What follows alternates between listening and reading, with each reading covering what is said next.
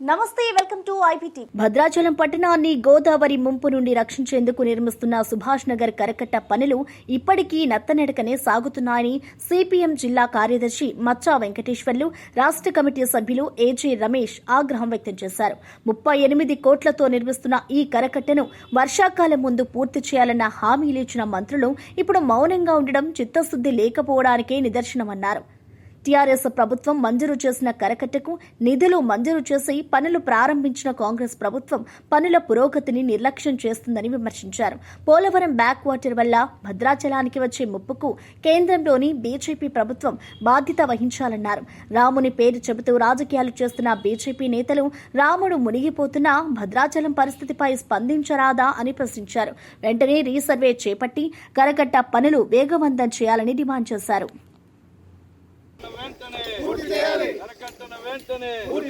కాపాడండి భద్రాచలం పట్టణ ప్రజల గోదావరి ముంపు నుండి సిపిఎం